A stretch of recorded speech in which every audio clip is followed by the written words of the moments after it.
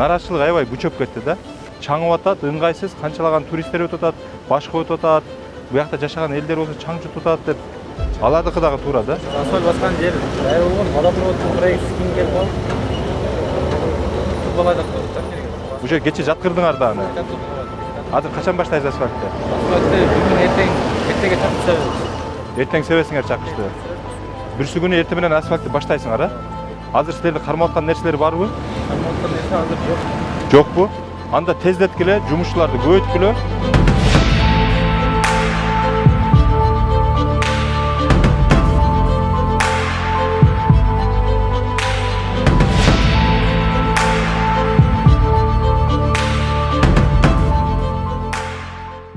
Азыр кайсыл жер? Силер кайерге чейин чыгасыңар? Чыккан жериңер бүттүбү? Жок, биздин чыккан жер ойнерге, тротуар ойнерге чейин барат. Тротуар барабы? А ошол фундаменттен ары жагы анын жериби? Жок, фундаментке чейин аны. Чейин эле ошол жери бар. Башка бирөөнүн жери. Эки сотик жер экен. Муну фундаментке чейин. А фундаменттин ара башка чек. Бунуку ону жерден бияка чейин 2 сотик жер алган экен мурда, сатып алган экен. 43 адамдын маселесин да карайлы. Компенсация чечилеби, төлөнөбү же алмашылабы, же булардын коргоо зонасында мыйзамсыз берилгенби, анын баардыгын юристтер тактап чыксын.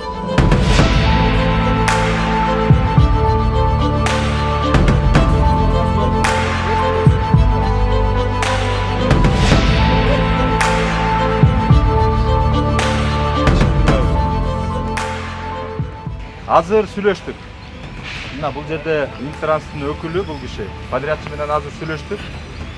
Эртең эмес, бүрсү күнү эртең менен асфальтты баштайм деди. Асфальтты басып баштайм деди. Жарымын Кудай буйруса деп турайлы. Жарымын 3 күндө бүтөм деди. Бир жагын. Андан кийин ал жака каттамды берет. Уже чаңыбай калат да эми. Кечинде терезелерди кенен ачып отуруп каласыздар. Кийинки тарабын бир жуманын ичинде бүтөм деди. Андан кийин жогорулап кете беришет. Барлык жолдор жасап кетет, этап менен. Ооба, айыл көп үчүн биз деле туура түшүнүп аттык. Чаңып атты, башка кылып атты. Рахмат сиздерге ошо чыдап, анча-мынча кечиндесе терезени ачсаң да түнү дагы бияктан каттам болуп турат да. Чаңыйт, башка болот. Мына суу маселелерин айтып атабыз, суулардын баардыгын себеп норма менен жумушту алып баргыла деп.